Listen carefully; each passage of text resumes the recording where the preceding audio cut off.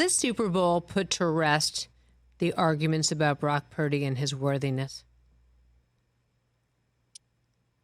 For some people, no, because he lost the game. For me, yes. I mean, if we're talking about, is he a top 10, 15 starting quarterback in the league? I think that's settled.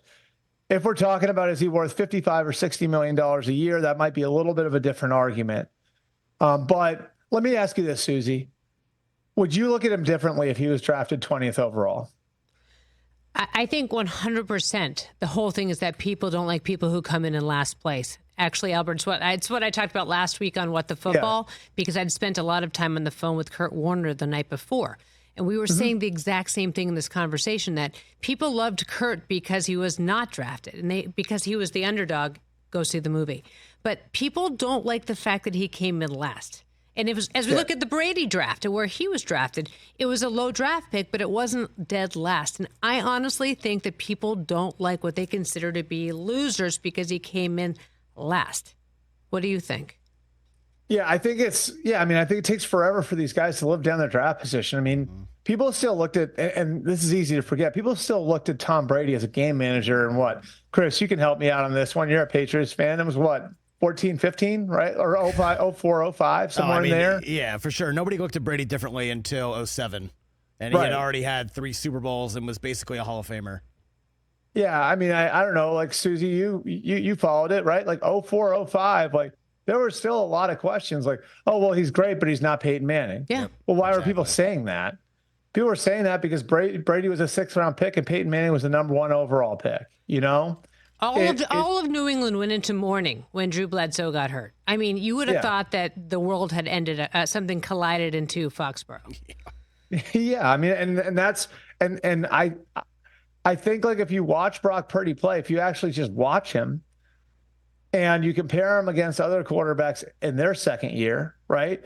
Like, I certainly think in the Super Bowl he was as good as Jalen Hurts was a year ago, and we were all talking about how great Jalen Hurts was, right? Now they're different stylistically, but I mean, the other big difference between the two of them is one was a 2nd-round pick and the other one was a 7th-round pick, you know?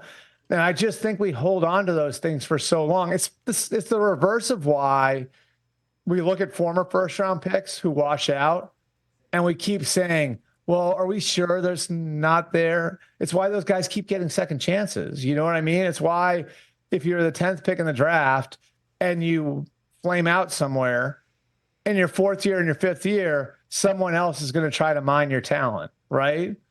It's the reverse of that. It's people don't want to accept like what you are as a player because people were wrong about you when you were drafted. You know, that conversation I had with Spagnuolo after the game, Suzy, on his own, he said, Brock Purdy is really good when he was referencing why he changed what he was doing in the middle of the game. And they came off of playing so much zone and they went almost exclusively to playing man coverage. He was like, Purdy was identifying what we were doing and ripping apart our zones. And say we could not stay in that defense because of who Brock Purdy was as a player. So we had to put more in our corners and play more man defense. And, you know, it wound up working out for them, but they were adjusting to what Purdy was doing, you know, not the other way around. And so, yeah, I mean, I can still remember this summer. And this summer I had a conversation with a close friend of Kyle Shanahan's who coaches for another team now. And he was like, you know how much Kyle loves Brock, right? And I was like, yeah, no. He's like, no. You realize how much he loves him. I said, well, what do you mean? He goes, I can tell by the way he's calling plays for him how much he loves him. And then I asked Kyle about that a few days later. He was like, yeah, definitely. I call plays differently for him. So it's not people in the sport that are saying these things. It's people on the outside who like to simplify these things too much. And I think that's why there's a lot of people who woke up Monday morning saying, well, one team has Patrick Mahomes and one team has Brock Purdy. And it's true that Brock Purdy is not Patrick Mahomes. But these aren't all black and white arguments, you know? We're talking about the best player in the sport. That doesn't, because he lost to the best player in the sport, doesn't mean Brock Purdy can't be the 5th or 8th or 10th best quarterback in the league. It's not black and white, yes or no. There are shades of gray here. And I think Brock Purdy has a chance to be a damn good quarterback based on everything that I know. But Albert Breer, do you think already is one, actually. Already is one. Do you think that Shanahan then called plays to make Brock Purdy look good with his arm rather than run the ball maybe more efficiently in the game? I think Steve Spagnuolo has a way of influencing teams to abandon the run.